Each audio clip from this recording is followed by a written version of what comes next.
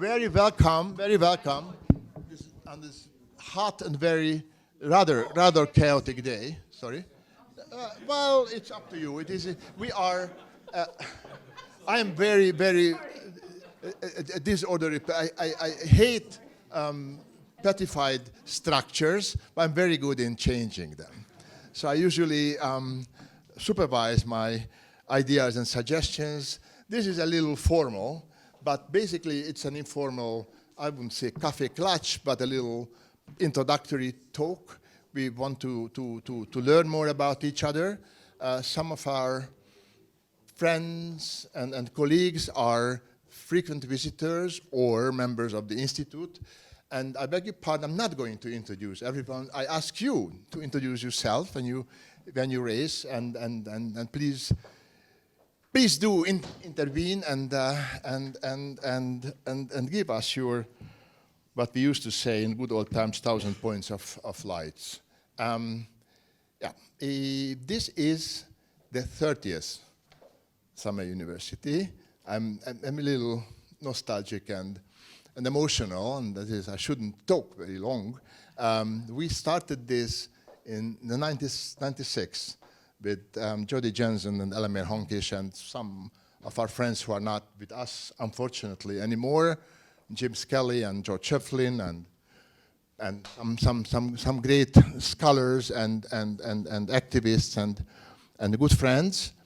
And we always enjoy the hospitality of this city. That you should know, it's a very, very special city. A good friend from Paris, who used to be the close assistant of Jacques Delors from the Delors Institute, Marjorie Jouan, who came first here, a French lady, said, "Ferenc, this is a metaphysical place." And she was right. This is not exactly Hungary. It's not exactly non-Hungary, so it's not Austria, not Hungary. It's a Central European amalgam, a melange, and something plus. It's a lot of miracles. I'm telling to Dr. Judy, who is first time here in Köszeng and with us, directly from New York, almost, yeah, that this place is how to say it, is possessing a lot of secrets I myself could not understand for 35 years. For example, why is that the city is almost completely intact? There was no destruction. There were 2 world wars, 2 revolutions, counter-revolutions, communist, city and regional development, which is basically destruction. So killing the nature, industrializing, nothing here. Almost nothing. But the bombing, the carpet bombing, the Americans love. Yeah, just, you know, that is the legend says that they carpet bombed almost Szombathely, almost. There was some in that, not much, textile industry, and there was a railway juncture in Szombathely. No, nothing. Because the pilots had some surplus bombs. So let's drop it. And this is, and for some reasons, it's 15 kilometers from here. No one bomb, maybe one bomb accidentally, nothing was destroyed. So this Köszeg is the most compact built cultural heritage of the country. And the community, I don't go into details because it would be then a 3 hours lecture, but it is a miracle, our miracles together, the city of schools, city of wine, city of kind of independent-minded, tough-headed, very tough burgers, bürgerliche bourgeois community, and for 200 years the city belonged to the Habsburg Empire as a mortgage. That's a good idea, to give a city to the enemy as a mortgage. And so Köszeg avoided the zweite Leibeigenschaft, the second serfdom, and it is all feudal rules and practices, and it has its imprint on the city even today. So, very shortly, we started our countryside courier, Jody Jensen, and myself in 91, 92. And we started in Szombathely, which is Savaria. Emperor Claudius was crowned there, and a very important Roman, the Roman Empire city. They did not have this tradition. They did not have this tradition of schools, no identification with intellectual activities, no strong identity anyhow. We could not manage what we wanted to do. We were welcomed here by the mayor in 94 when we established this Europa House, where you should all know that there are Chatham House rules, and above them are the Europa House rules. So you can, it's Chatham House is pastime. Yeah? But Europe House is the future, so more or less. It's a slight exaggeration. But it's a good exaggeration. It's, that we, everyone who is here can say whatever she or he wants to say. We do not get engaged in creating political parties or movements or any ideological propaganda, minimum indirectly, but that nobody should notice, yeah? But I'm joking. So, so this is free speech place, and we could, and I hope we will discuss serious issues in a kind of a lighter way. The world is more or less burning again around us. I wouldn't say Hungary is completely separated from world affairs, but in many ways we are still lucky. And I stop now, and because we have a distinguished panel, and first our keynote speaker from Vienna, but also from Paris, Simonet, who is, I think, the third time in Kőszeg. Right. And still, we did not have enough time to discuss all what we should have discussed, especially about our beloved continent, Europe, which is supposed to have a peace project, the European Peace Project, yeah, and representing soft power vis-a-vis the United States hard power. That was like 20, 30 years ago, the metaphor, Mars against Venus. And the European Union got the Peace Nobel Prize in 2012. Obama got the Peace Nobel in 2009, and Gorbachev got it in 89. So in the three and a half decade, the world has completely changed. And this is my metaphor I offer to you to discuss. This is why I named this gathering the Big U-turn. But what do I mean by that? A U is a U, but you is you. Did you? Yeah, this is your turn too. Maybe it's your turn. And EU is you, EU turn. Mostly the EU turn. And I want to ask you, from where to where, from the peace project to a big military muscles continent, which Ursula von der Leyen very proudly telling us every day, that wonderful, and the German Chancellor, and that now we are going to remilitarize, which is understandable in a stricto sensu way. If you are threatened, and their perception is that Russia is threatening not only Ukraine, but the entire European continent. So what shall we do? We were very lazy and protected by the US military forces in the entire period of the post-war. Now we should change our attitude. My humble question, is this enough? Does it contain some dangers, or this U-turn in itself would bring any solutions, even if we all know that there are certain countries who are peace lovers so much that that it's hard to express within this EU 27. So they don't want to get remilitarized. Meanwhile, they are remilitarizing themselves. So the political ideology expressed every day by the so-called mainstream official press and real reality are very far from each other. The distance is growing. And now here we have experts who really know what they are talking about, not just about their emotions and their desires, but they have facts. So we are going to listen to them. But first I ask Professor Simonet to give us his keynotes. And then the panelists will react, and then you can interrupt and disagree and have a cafe clutch up until 5 or so, because 6 o'clock we have a concert in the synagogue. Karol Binder, our friend and colleague, and his trio are going to play Bartók for children in a jazz and world music format. And that is going to be the beginning of the fun in the evening. Then we have a reception in the Festetics Palace. So very welcome, and stay with us until the entire duration of this week. And now, Loïc, it's your turn. Thank you so much, Ferenc. Do you hear me well, or do I need the mic? You need. Yeah, I need. Yeah, of course, yeah. We have. Yes, I see. Yeah, very good. Online. Super. Okay.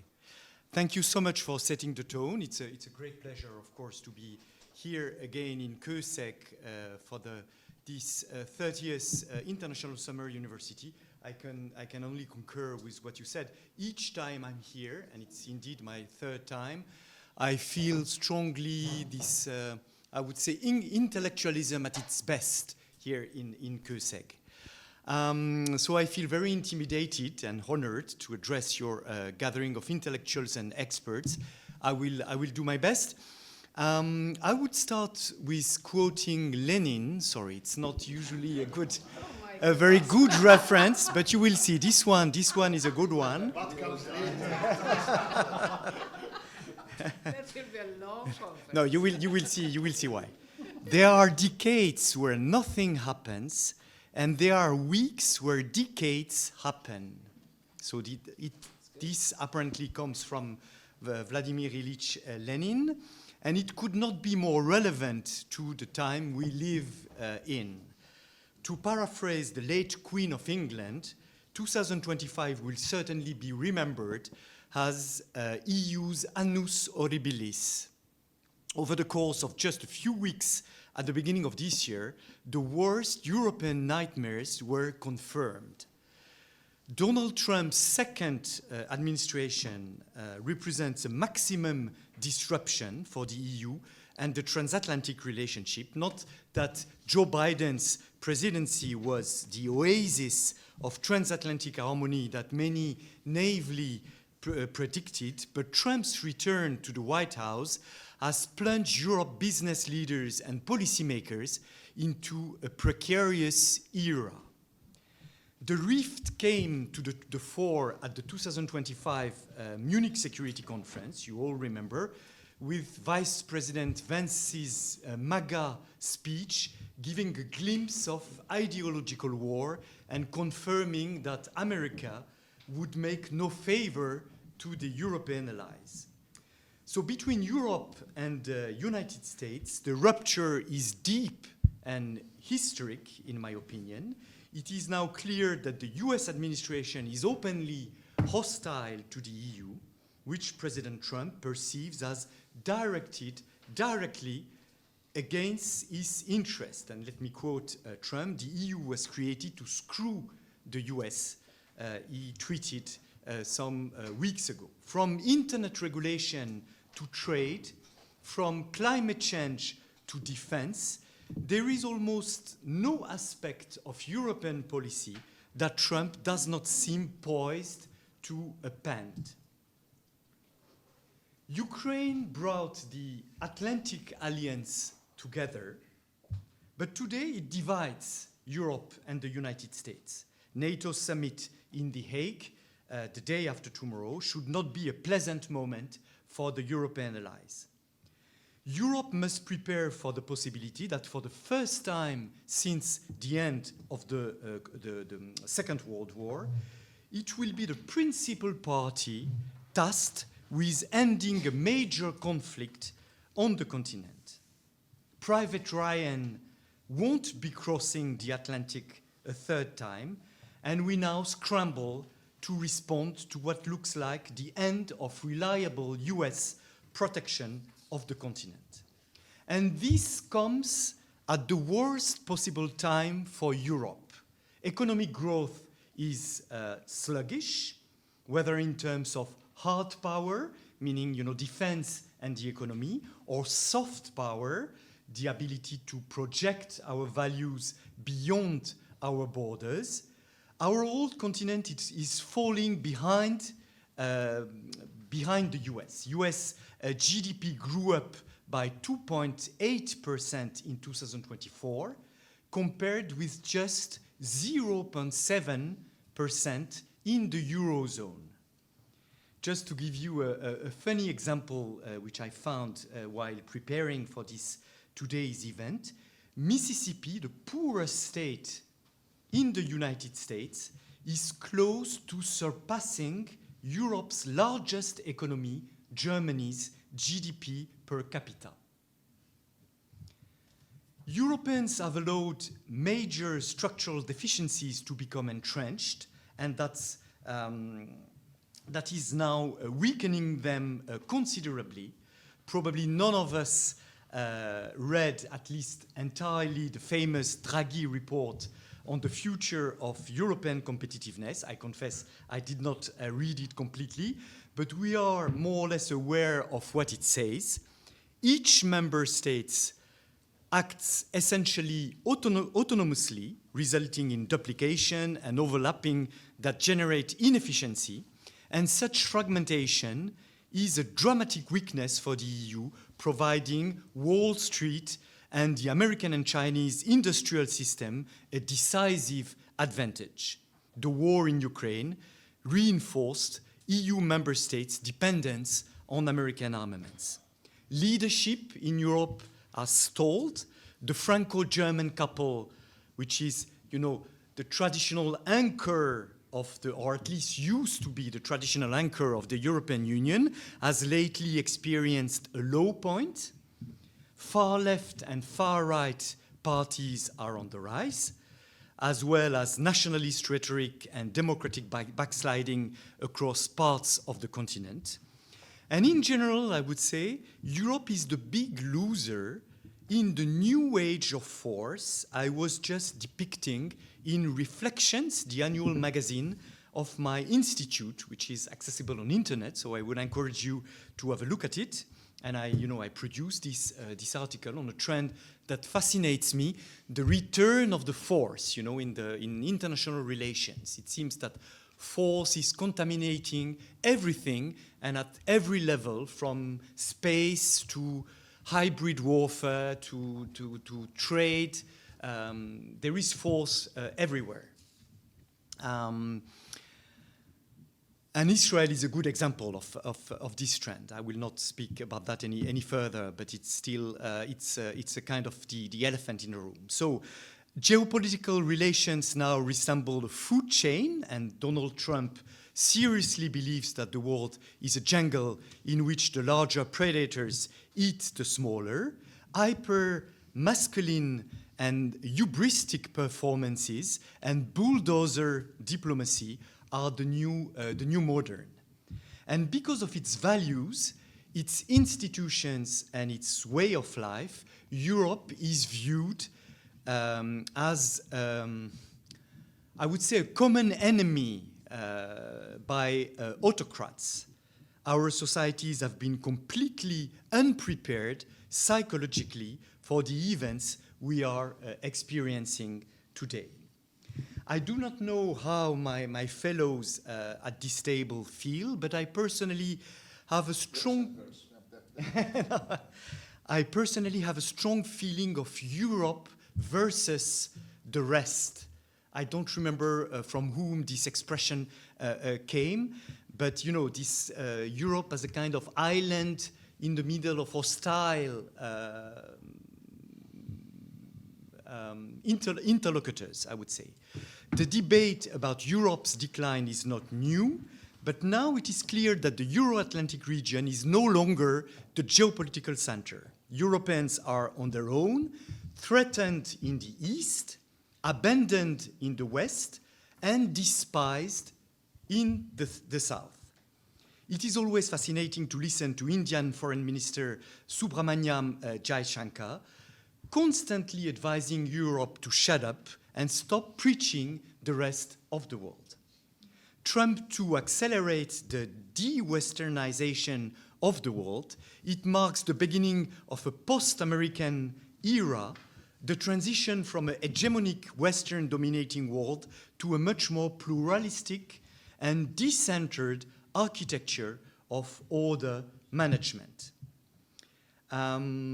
with a greater role for regional governance.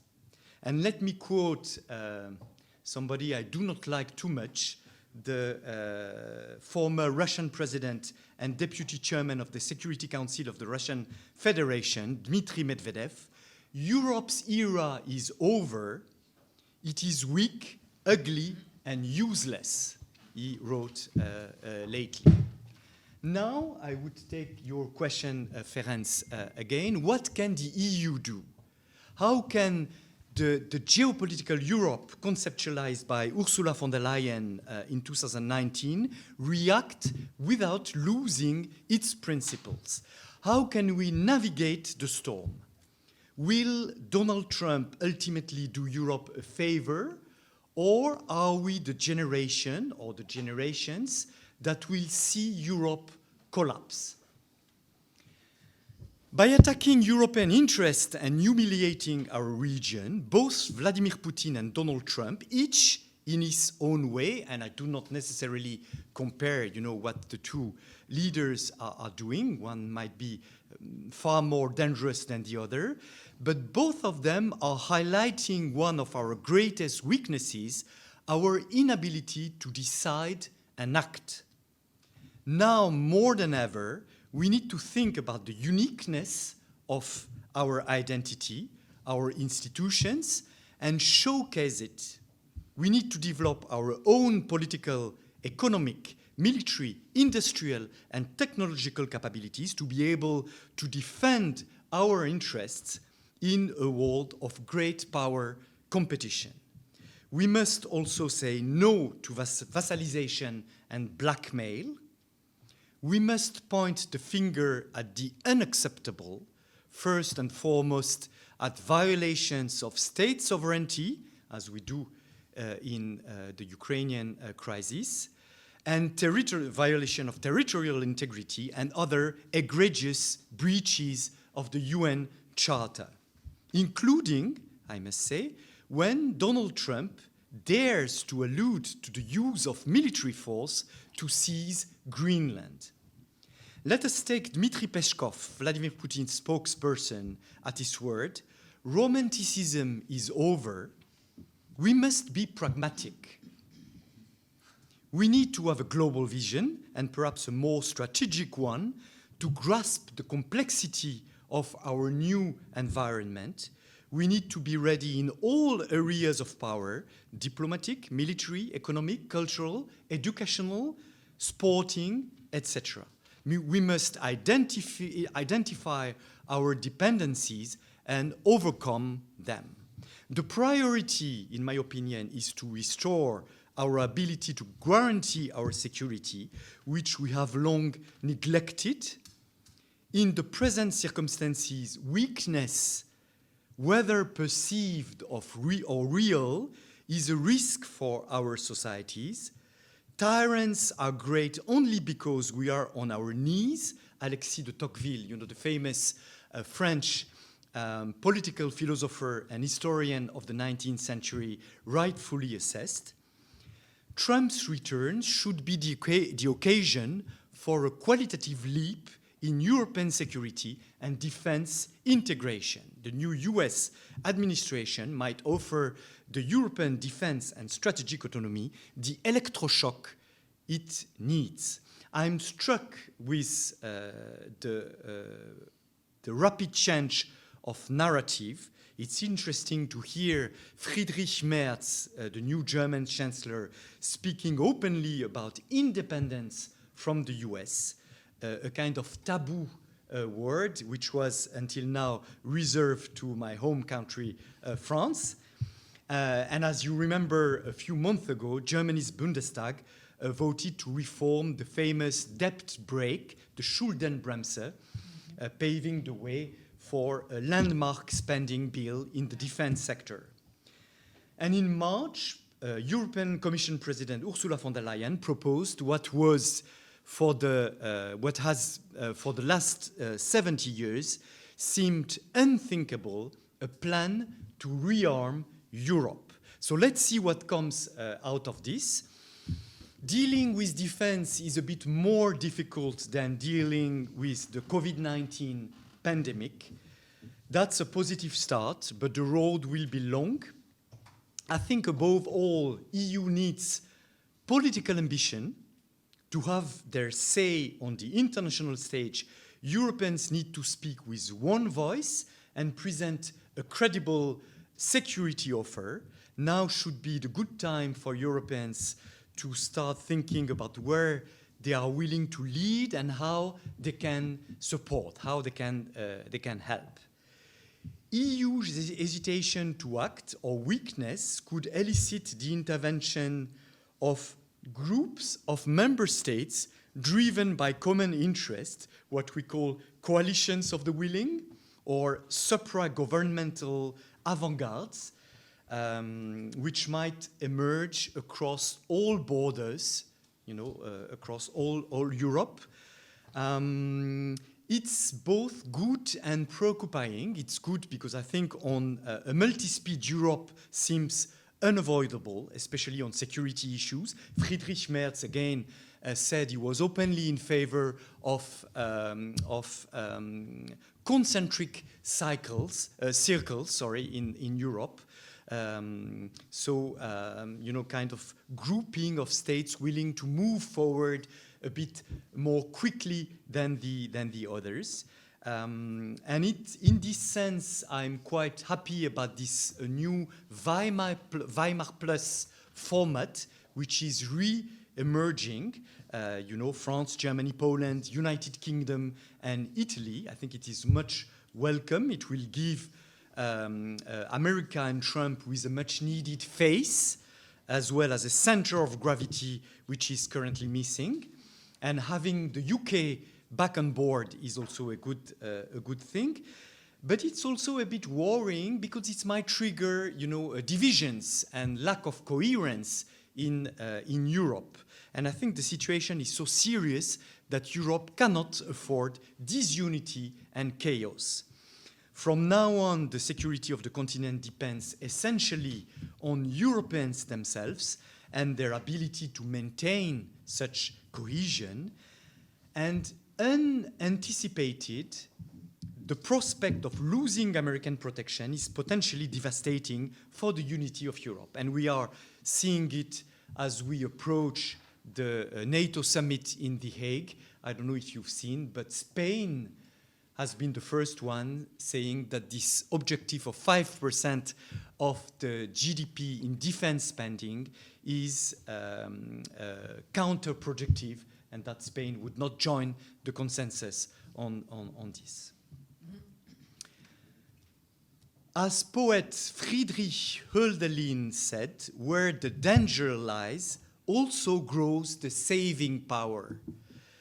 The US geopolitical shock therapy is a sign of a new world order. The big challenge for the Europeans is now to reinvent themselves, to find their own place in a more à la carte, zero-sum world.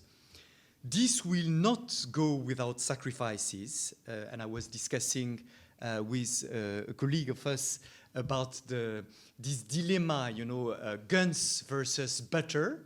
So I think our societies will soon realize that there will be an impact on the social budgets and so on. There will be a price to our values.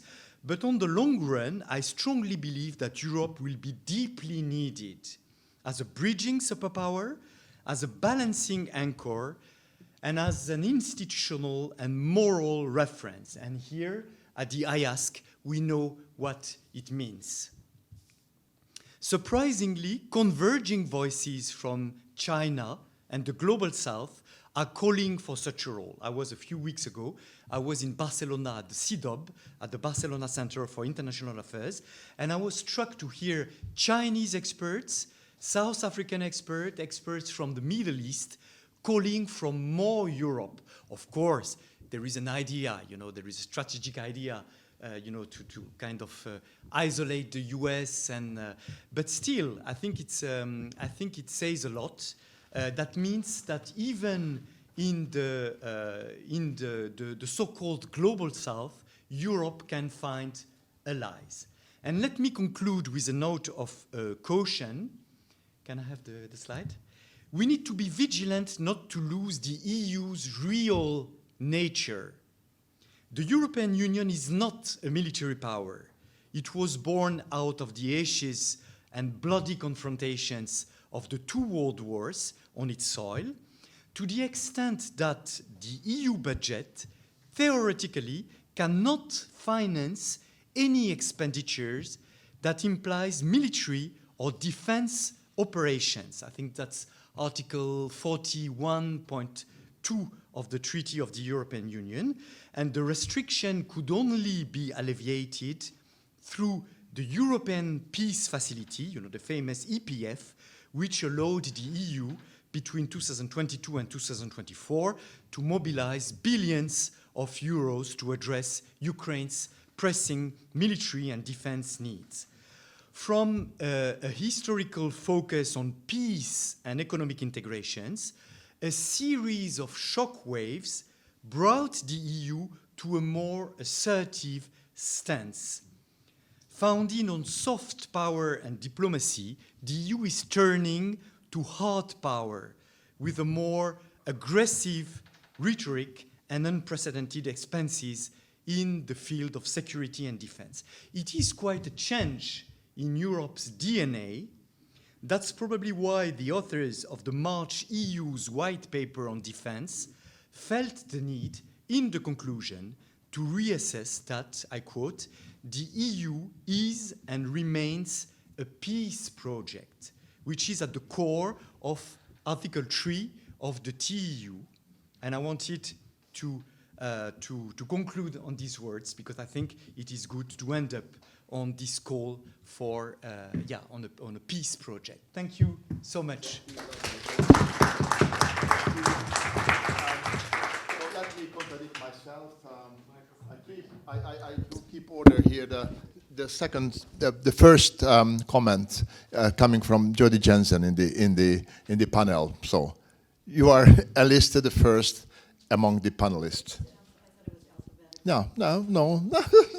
come here or yeah. If I could just participate from the audience, that would be best. Well, it was very rich and deep, shocking. I don't know where you got this statistic about Mississippi and is it because I mean if you've been to Mississippi, I have several times. There's no comparison to even the average or even below average, lifestyle and well-being of people in Europe. So I don't know. That was kind of shocking for me. I think, yes, we are kind of at the cusp of transformational politics in every sense of the word. And one of the things one of the courses that I teach is on global inequalities, because I try to get to the deeper structures to understand why what is happening is happening. So yes, we find remilitarization, kind of run rampant, but why is that? It is because of the influence of money on politics. Okay, we've got a whole military-industrial complex that is pressuring governments to arm. Yes, of course, there are threats like Putin and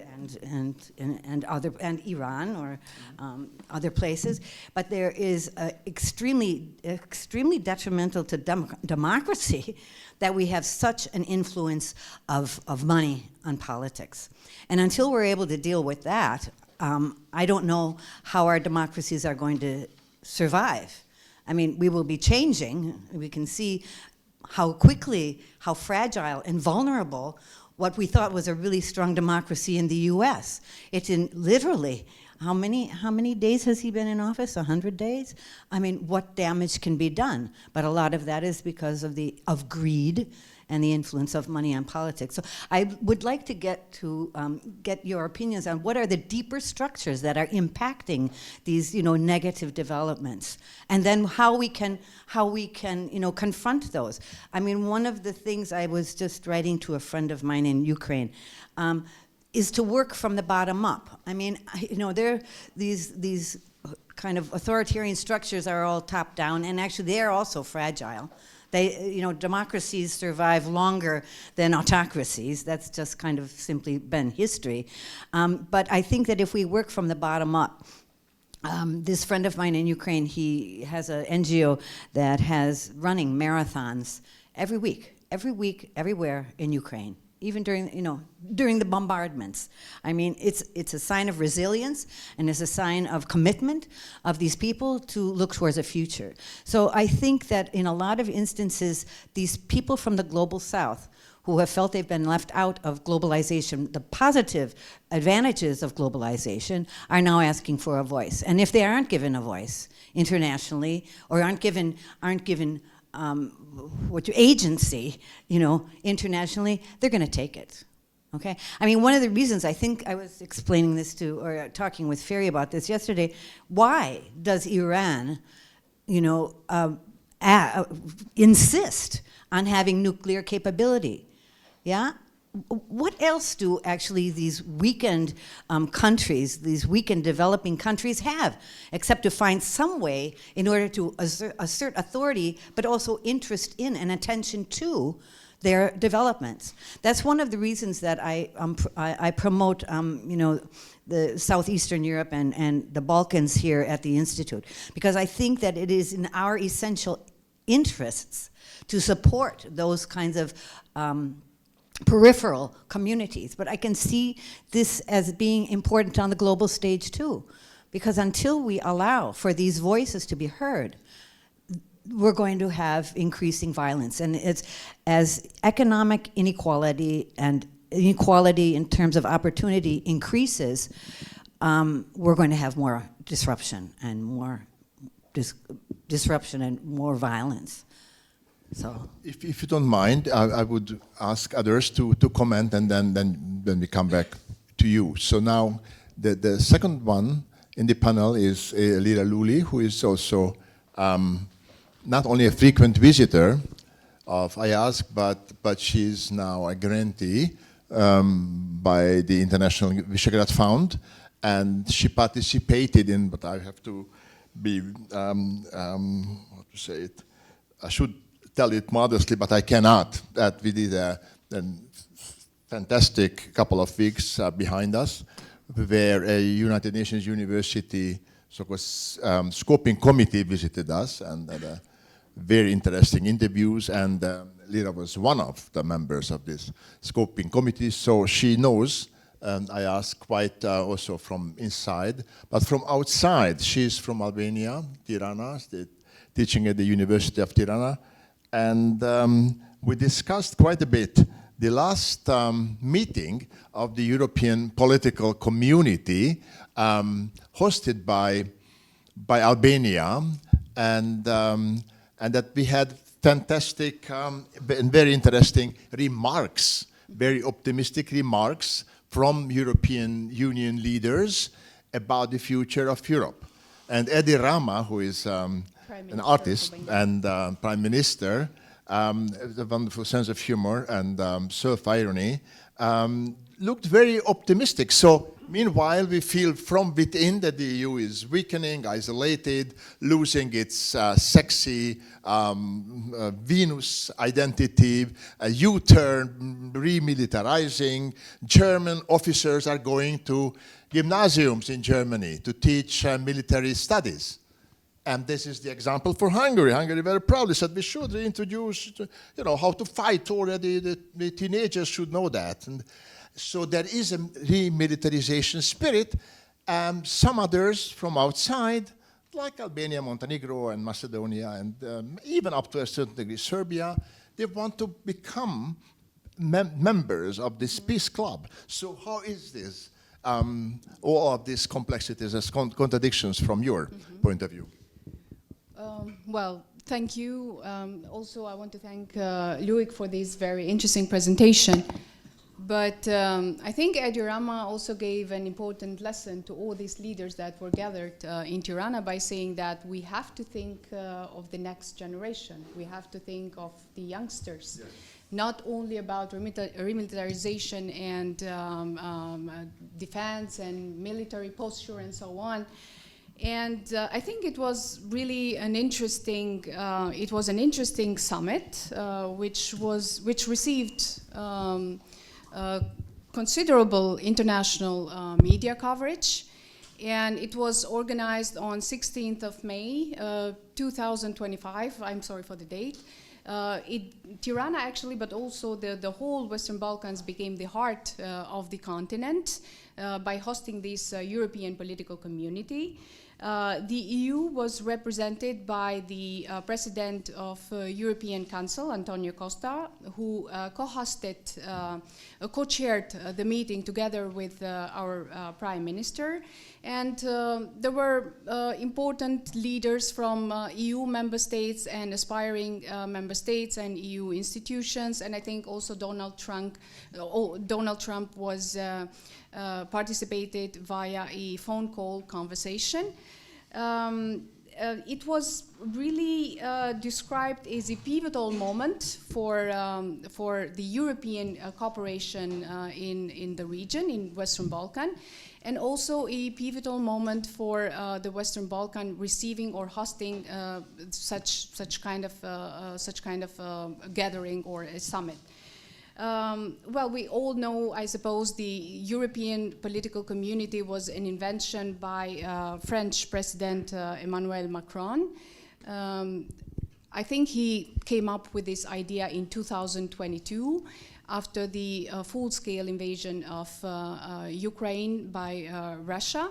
And it was very much supported also by the President of European Council at that time, Charles Michel. And it gathers twice a year. It was an invention actually to keep the platform of dialogue and communication alive, because I think until 2022, EU was struggling to offer such kind of platforms. So this sort of two-way communication with the region, and I think it was also losing credibility in the region. It was interesting because what caught the eye in this summit was this big blue star, which stood there as a reference to a European Union flag, which features 12 golden stars in a circle, symbolizing unity, harmony, and solidarity among European people. And all the leaders had to stay there and sign inside this star as a symbol of personal and political endorsement to the EU shared values. And also it symbolized also some sort of unity in times of uncertainty, and that all the leaders are committed to a better European future, although remilitarization was the main topic. Defense and security, lasting peace were the main topics that were discussed.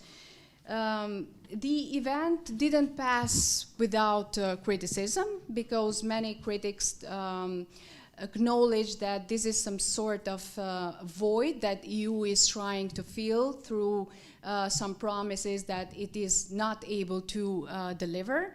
And it's about symbolic participation rather than true commitment from the European side. Since actually this platform is not about binding documents or important formal decisions, but nevertheless, European political community was never projected to replace enlargement or to delay enlargement. Instead, it was projected to keep the momentum when it comes to important discussions and important communication on shared challenges and important matters that are of shared interest and of shared strategic importance.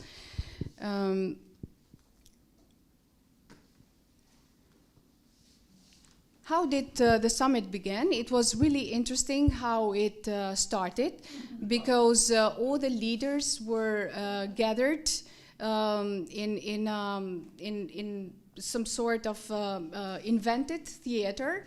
And at that time, a creative and a symbolic gesture through a short video was featuring all these leaders that were present as children, greeting and saying welcome to Albania. But this was also symbolic to remind to these leaders that we have to think about the future generation. And Prime Minister Edi Rama echoed this sentiment in his opening speech, stating that we feel the need for a policy that redefines how we connect to each other and how we connect to the world, a policy that sees Europe as a shared soul that must be protected. And to do that, we must invest in the hearts and minds of the people that carry that soul.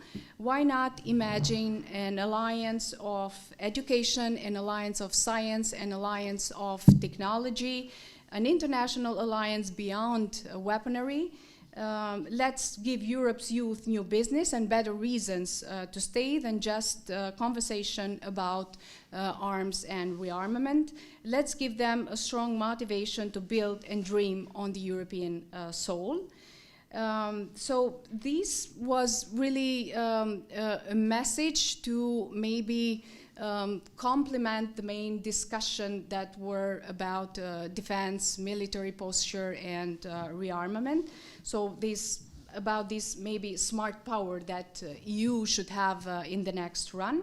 And the prospect of EU membership by 2030 was framed as both realistic and strategically important, especially for the front runners like Montenegro and Albania, and maybe, we don't know yet, also for North Macedonia. But actually they acknowledge that enlargement would bring greater security and deeper cooperation to counter instability and external interference in the Western Balkans. A new Europe in a new world, unity, cooperation, and joint action. Actually, the war in Ukraine has consistently shaped the agenda of the 5 summits held to date, placing strong emphasis on defense and security cooperation. Energy security has also been a dominant topic throughout. This summit in particular focused heavily on calls for a ceasefire between Russia and Ukraine, the implementation of stricter sanctions against Russia, and broader discussion on the EU strategic autonomy and collective capacity to respond to the emerging threats. Moreover, the conversation centered at that time on the Istanbul negotiations between Ukraine and Russia, which actually failed to produce a ceasefire. Additionally, competitiveness, economic security, and mobility challenges and youth empowerment were also discussed. A notable positive development was the meeting between the leaders of Azerbaijan and Armenia, held in Tirana. All leaders present recognized the importance of this dialogue as a foundation for a final peace agreement between these two historically hostile states. And there were also some important messages conveyed by the leaders of EU. Like, for example, Antonio Costa, the European Council President, said that we want a just and lasting peace for Ukraine and long-term security for all of Europe. So investing in EU defense is crucial, because without a strong defense, we have seen how peace is just an illusion. Europe must succeed in creating the conditions for a two-state solution in the Middle East, because continued neglect will not just undermine the stability of Europe's neighborhood, it will fatally weaken our moral authority in the world. Europe must succeed in deepening and extending its network of global trade and prosperity. We should never give in to the temptation of protectionism. Europe must succeed in defending multilateralism by leading on the implementation of the Pact for Future, by upholding the Paris Agreement on climate change, by protecting the oceans as global common goods, and of course by remaining a staunch pillar of the United States. Von der Leyen highlighted Europe's shift from Russian fossil fuels, noting renewables now generate 47% of the EU electricity. She also pointed to Europe's need to close the innovation gap, boost competitiveness, and invest in connectivity, both digital and infrastructural, framing the European political community as a catalyst for cooperation and technology. She declared Europe a continent of innovation and called for a human-centered AI governance model, referencing the EU's groundbreaking AI Act, and also stressed the need to coordinate globally with industry to ensure ethical and value-based use of AI. Erdogan, who was there, also touched upon the continuing war in Gaza, saying that Ankara expects Brussels to show the necessary enthusiasm and interest for the establishment of a ceasefire in Gaza. In terms of bilateral ties between Turkey and EU, he urged the bloc to renew the custom union, which would lead to the securing of supply chains and facilitate visa process. Visa practices such as Schengen, which limit the mobility of our citizens, consequently the circulation of goods, services, capitals must be re-evaluated. And there are actually some important developments between EU and Turkey in the field of defense and security. Yes, okay. Because Turkey, as both EU candidate country and NATO ally, has joined this platform of like-minded countries, highlighting its significant progress in the defense industry in the recent years. But there were also some light-hearted moments. And it was when French president arrived, Rama said that here is the Sun King, and then when Giorgia Meloni arrived, she knelt and said, here is my Italian sister. And when the British delegation arrived, it was a shift in weather in Albania, because we usually have this sunny weather, and he said the weather forecast in Europe actually predicted that British delegation would come with the rain. And then we had this moment with Macron and Erdogan. He didn't let his finger, he was keeping his finger, and body language experts said that it was a sign of authority and power from the Erdogan at this moment.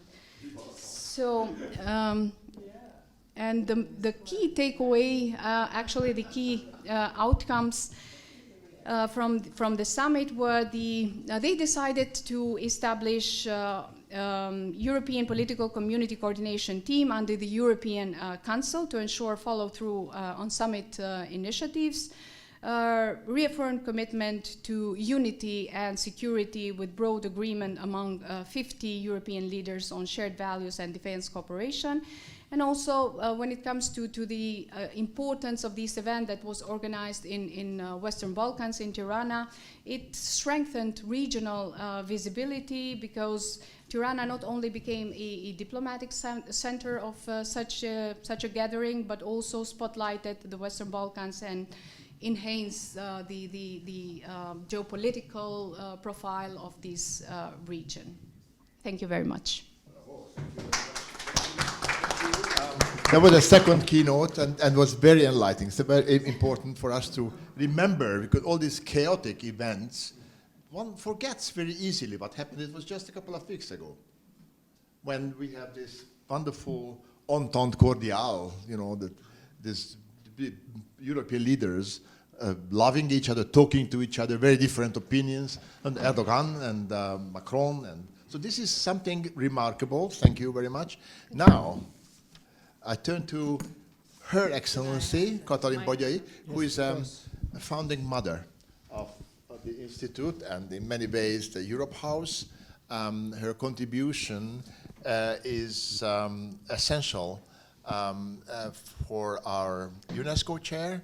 Katalin used to be, among many other things, a prominent diplomat for the UNESCO and then later the UN. But she was Hungary's ambassador to UNESCO when the idea arose to establish a UNESCO chair in Kőszeg. And without her, I don't think we could manage through the labyrinth of UNESCO, and that would be another interesting discussion of the usefulness of these global institutions, but not for today. Now, we are a UNESCO chair. We are a UNESCO chair here for cultural heritage management and sustainability, and it's interestingly flourishing. Started to flourish in the last couple of years. So the worse things are getting, the more important this relatively small, tiny, symbolic institutions like a Kőszeg UNESCO chair are becoming. So, Katalin, the floor is yours. We heard a bouquet of very colorful political opinions from the emerging European community. So how does the world look like from your point of view, UN, UNESCO, and then back to Hungary? Thank you very much. First of all, I'm very happy to be here. I'm not a founding mother, I'm a founding grandmother by today. Yeah, I mean, by now, having two beautiful grandchildren, that obviously changed my life.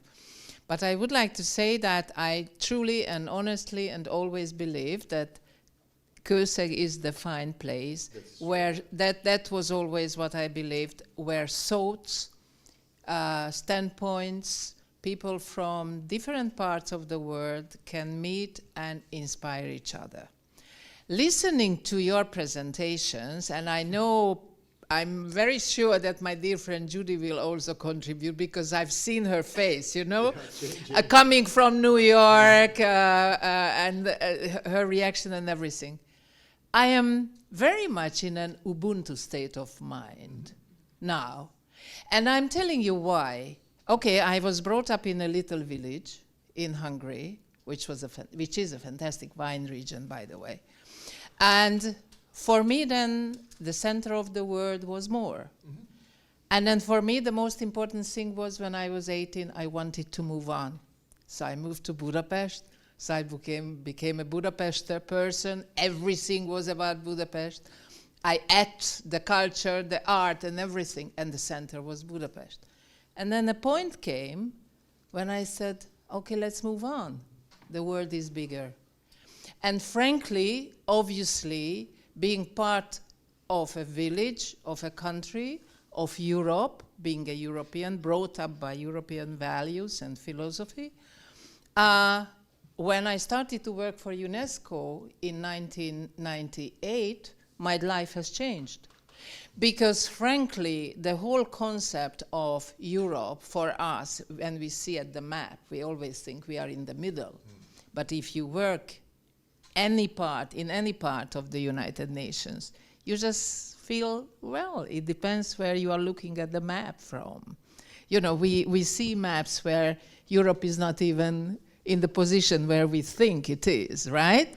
So why I'm saying I'm in an Ubuntu state of mind, because I have been heavily working with a lot of countries, cultures, civilizations, as I have been involved in cross-cultural relationships and bonding and bridge building and whatever. And I am still a very firm believer in strong strongly in the soft power. I know Joseph Nye, who just died sadly, wrote a big article about that the soft power of America is dead. It was a very famous article. Having said that, when I look around, everyone is strengthening soft power. Everyone in the whole world. And if I say I'm in an Ubuntu state of mind, I mean it that, yeah, probably it's not always Europe dictating anymore in the world. And that's very difficult to objectively look at. And of course, as I was here asked to say just a little bit more about the UN, and tomorrow we will have a UN section, so we will speak much more thoroughly about that.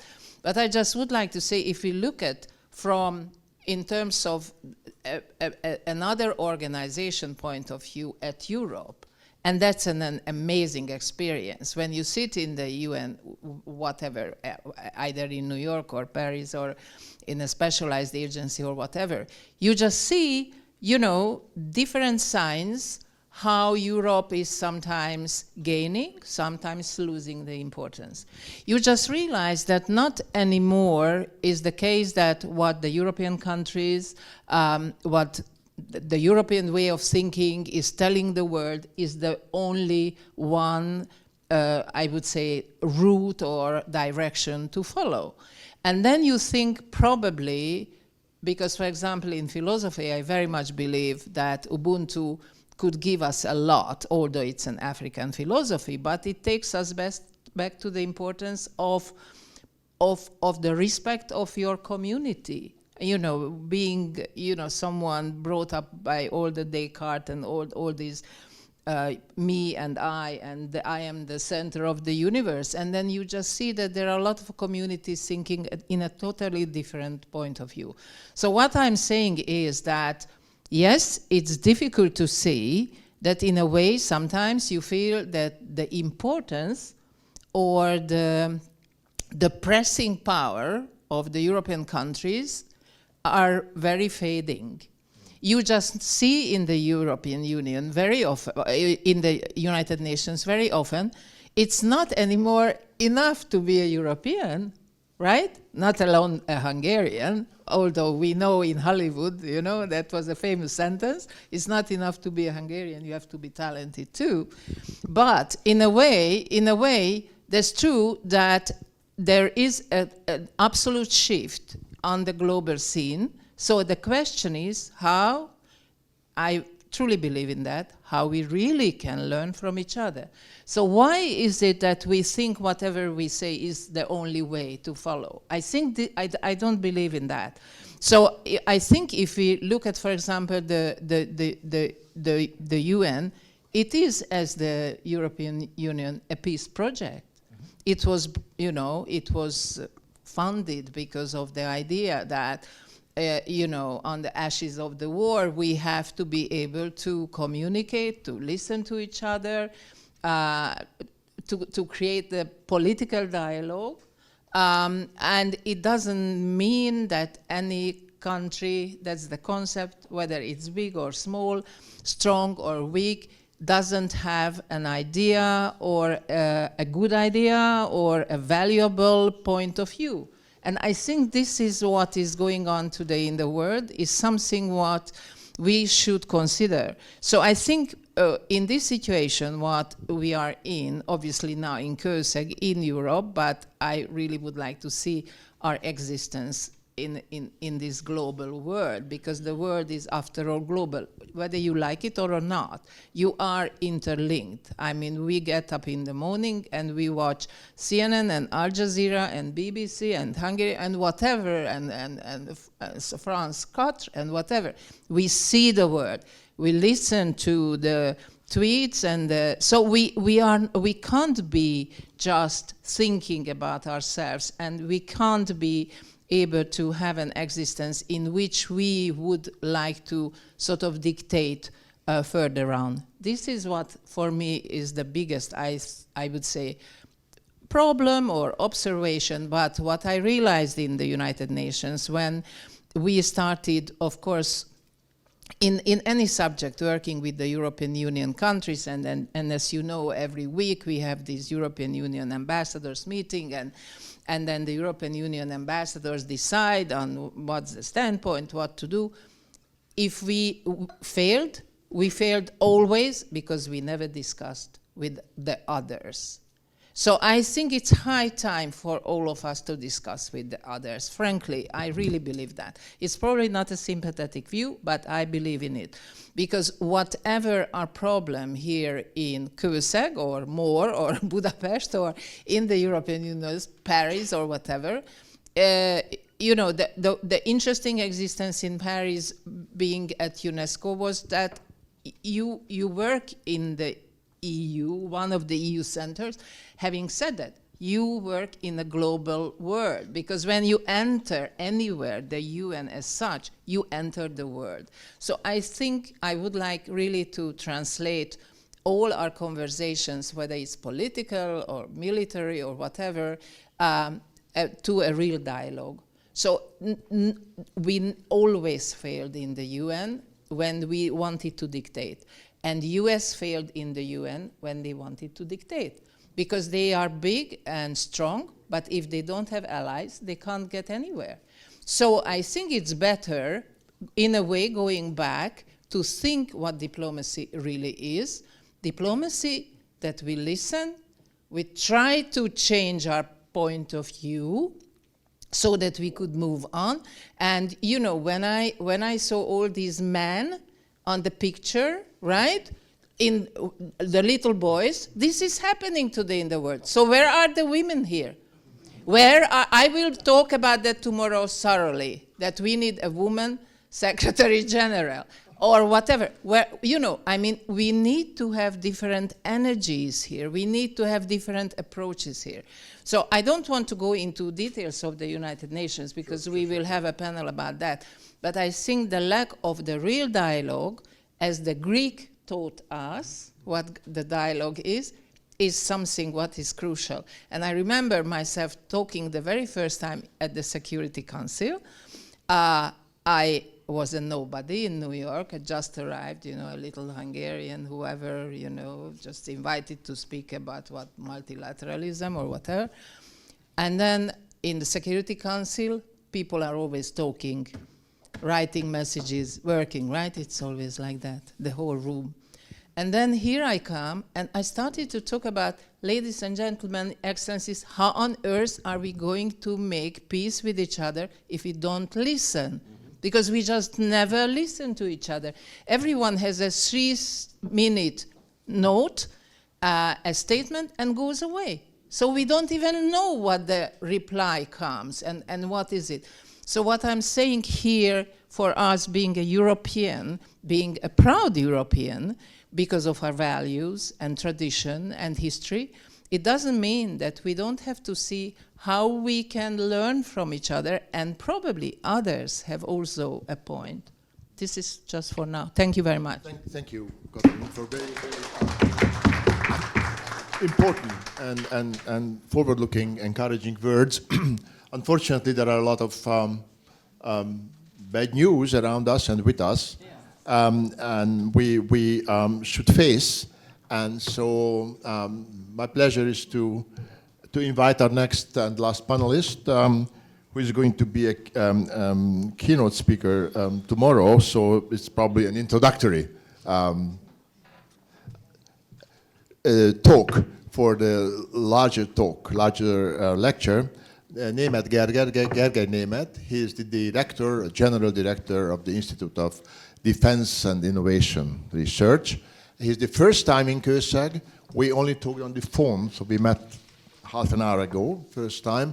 But obviously we have a lot in common. The big difference that he knows the facts about defense and the 1,000 different phases of defense, not only military and security. He is, I think, ready to share some of it with us now. We are going to listen to you with great interest. Gergely. Yeah, so thank you very much. for the invitation. Of course, I was already fascinated by some of the conversations we had prior to this meeting. I'm impressed by the facilities, and thank you very much for you still listening to me after such a heavy conversation. So actually, indeed, tomorrow I'm going to give a thing which is called Keynote, lack of better word, kind of framing the potential challenges for the future. And I don't really want to spoiler some of it, only for the reason of actually having listened to Loïc, it's doom and gloom. Challenges are increasing. It's very difficult to overdo what you have said, but I will do my best to talk about the Anthropocenic level challenges, to take the entire global view. And I'm really grateful for that good discussion, because honestly, I prepared only for one presentation and not two, so I arrived with an empty paper. But I was saved because so many great ideas have surfaced here already. And just to pick some of them, we talked about the increasing complexity, the gloomy outlook of the security environment. We talked about the importance of understanding deeper structures. We talked about the really important aspect of having agency in our own deeds, having agency in our own survival, having agency in further developing, pursuing our own well-being and security. And that we have to also think of the next generation and what could be more important, while it is also very, very easy to just talk about that instead of actually doing it. And then I was really impressed by her ambassador talking about the need to collaborate, the need to change the point of view. And of course, it was very important that we need more women leaders, which I wholeheartedly agree. Actually, World Economic Forum is annually publishing a study on the global risks. And one of the really rapidly emerging global risks is the proliferation of toxic masculinism. And that's not a joke, that's a fact. And then when Professor Ferenc was talking about everything is burning around us, probably that's interesting. What came to your mind in response of what is actually burning? Because what came to my mind is that the globe is burning. And when it comes to the EPC discussion on the Paris Climate Act and the benchmarks and the goals, actually we are failing severely, seriously, and existentially on these goals. So what to do all about it? Gloom and doom is something which is always part of the strategic analysis, because the strategic analysis is looking into risks. So actually, unless we have more women in strategic analysis, we will keep looking at the risks. And it will be continuously gloom and doom. Lawrence Friedman, Professor Friedman, has wrote an outstanding book about the history of the future of warfare. And actually there, he invoked all the gloom and doom. So according to this, we should have gone extincted long ago, because the next 5 years is always the most pressing, the most demanding for the entire humanity, or for the exact point of view from which the discussion is taking place. So are we beyond redemption, or can we actually have an agency in shaping and formulating our own strategy? And actually, the answer might have to do something with the reason that I was invited here, a rare bird in these woods, because I'm dealing with futures. Mostly as a hobby or a second job. I was the head of strategic foresight at Norfolk Allied Command Transformation for NATO, and we did a lot of future operating environment analysis. That's called long-range analysis. But, and one of the kind of enabling research methodology for that is strategic foresight. And UN has a very robust strategic foresight capacity, just as the European Commission Joint Research Center. So why it is at all important to talk about futures when everything is burning around us? Well, the reason for that has all been invoked already. Strategic foresight, thinking about future, is giving back our agency. It's enabling us to think, to try unlocking complexity of the emerging security and defense or the emerging global context. And it helps us to actually take actions in anticipating of the evolving risks instead of being inherently responsive and consequently delayed with our responses. In terms of climate, foresight is becoming more important than anything else because we are heading to a climate cliff. And if we reach that, then it's probably over as a continued existence of the current international system.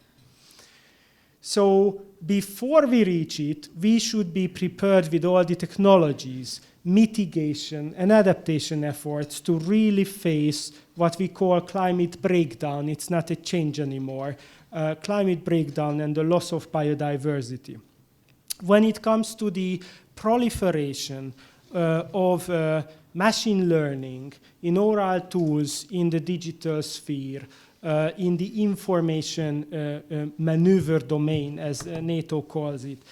Actually, we are looking at exponential charts everywhere. We are looking at hockey sticks in terms of how tools, means, maneuvers, and also, as we call it, fires, are proliferating. Everything is logarithmic there because those kind of proliferations are not bound by physical limits like our own existence. They are only bound by the limit of potential energy available for the calculations, but we will solve it because new nuclear reactors will come into place.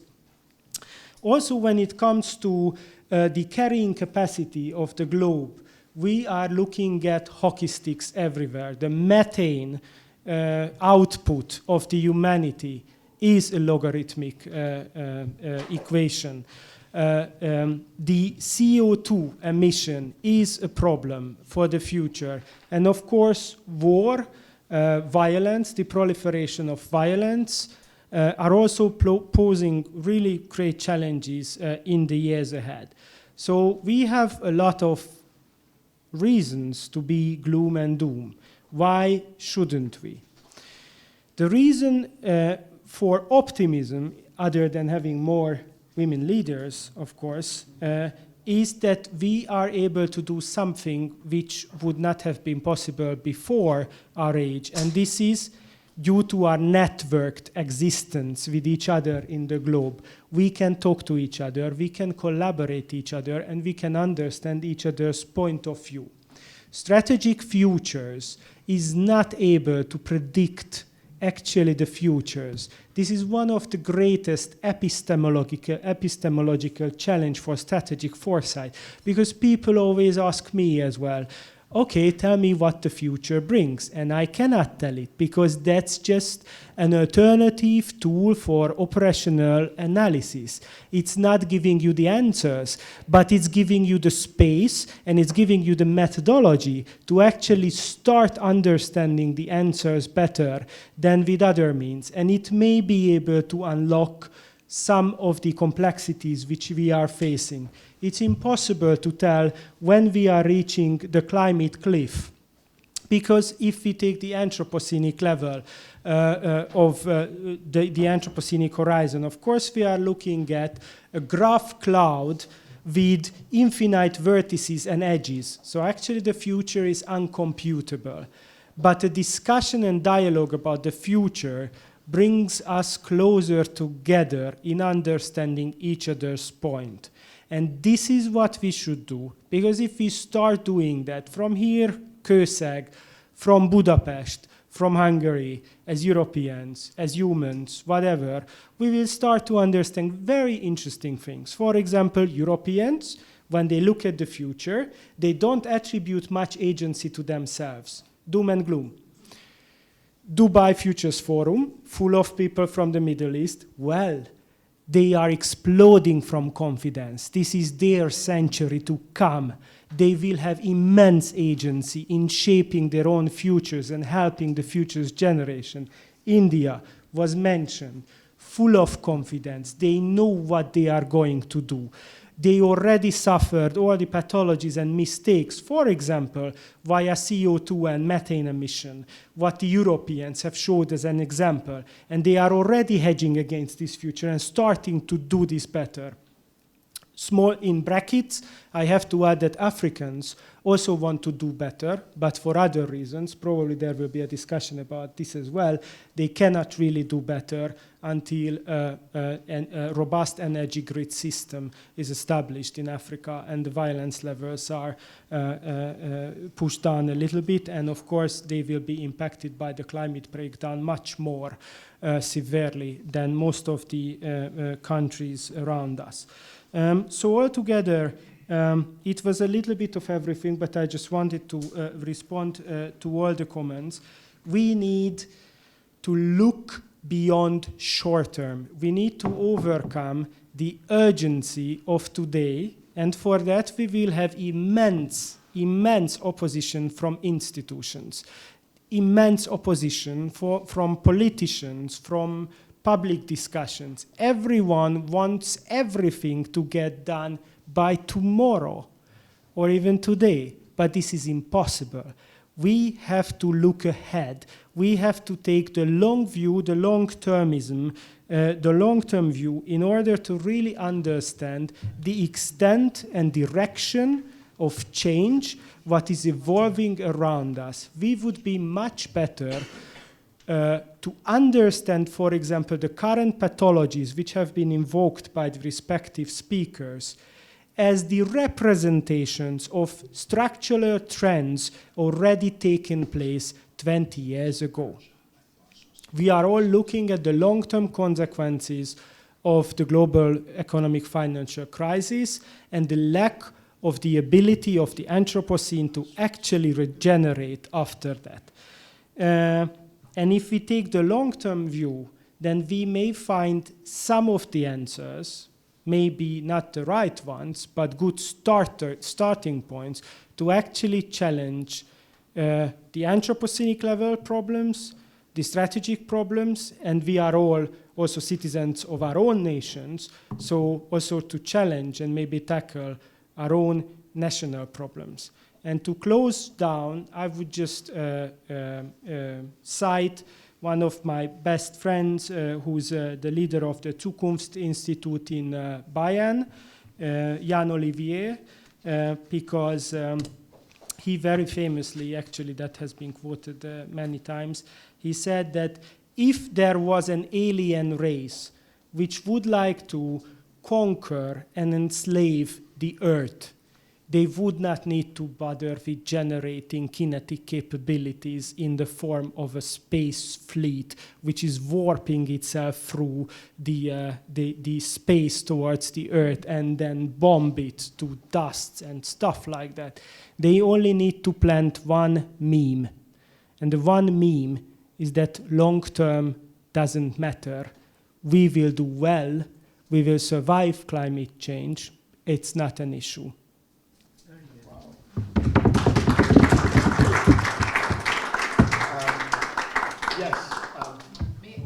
Yes, anyone. So comment. A long word, because I wrote it down for me and I forgot to say, and this is just the translation, the diplomatic translation, what you were talking about.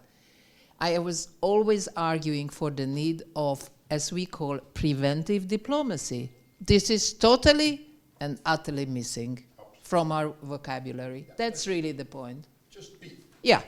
Yeah. Knock him out. Exactly. Eliminate, right. Thank you. Okay. Please. Who starts? Well, Monsieur Simonet, you can react. You were the keynote, so if you want to, and others are thinking about their questions. Here you go. Oh my God. Yeah, lots to grab from my fellow speakers. Yeah, Jody, I was fascinated by your reference to this mixture of money, and it's quite fascinating to start hearing people like Ursula von der Leyen referring to the economic benefits of rearmament. And that's a bit puzzling, in my opinion. You know, that recalls some dark... Defense Minister of Germany. Yeah, she was, but that recalls us dark episodes of our recent past. You know, the pre-war, World War Germany, Japan. You know, this what we call in French. I don't know if you did the complex militaro-industriel. You know, this mixture between industry and military. And I think we should be careful of this narrative. You know, it's a bit confusing. And my question is also, what will the EU do with all these armaments? Elira and I were discussing before the start of this, and I was telling her that I was listening to Kaja Kallas the other day and on YouTube, and Kaja Kallas was speaking at the parliament, and she was once again, and she's right, you know, attacking Putin and saying, you know, see what Russia is doing. You know, when you accumulate all these armaments, sooner or later you will be using it. And I was thinking, but what's the EU doing at the moment? You know, if we reach this 5% GDP of what will the EU do with all these armaments? You know, so the argument could be reversed to what the EU is doing. I'm not pretending and even thinking that the EU could follow path to Russia. Of course not. I think the checks and balance and the strengths of the democracy will prevent that from happening. But still, you know, when you increase your defense budget and you accumulate armaments, sooner or later, you start thinking about how to use it and what to do with it. So, indeed, warring narrative and mixture. If I maybe to react to Elira's excellent presentation about the last EPC.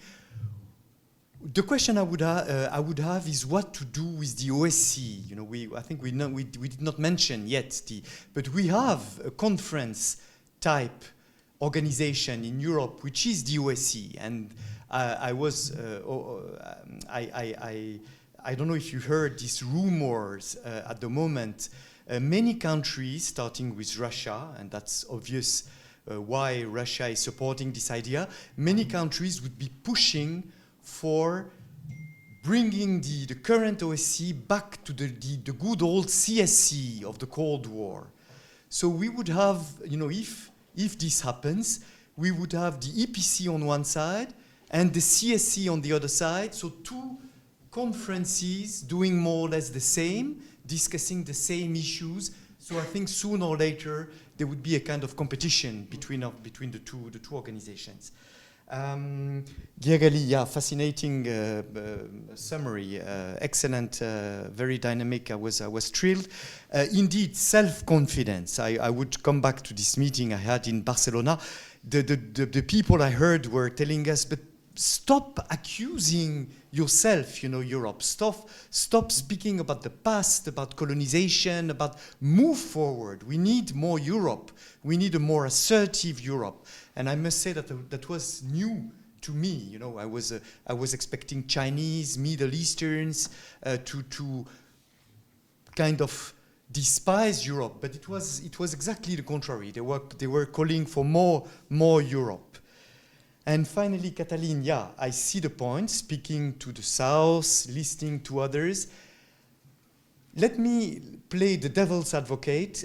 However, I'm not too much fascinating with the model that the Global South is promoting. You know, so India was referred to twice. I see a lot of cynicism, a lot of transactionalism, a lot of interest-based approach from the Global South. You know, see the refusal of all these countries to take stance on the Ukrainian war, and this.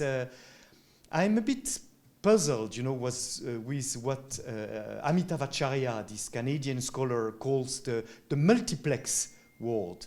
I see little values, little principles, and a lot of cynical views and interest-based approach in this. So I fully agree, and I think nobody can disagree. We need to speak, we need to listen, but I think we need to be proud of what is done in Europe, and we need to also promote. I don't want to be too Europeocentric, but I think we need to be proud of what's done in our region, and we need also to promote our values. And thank you.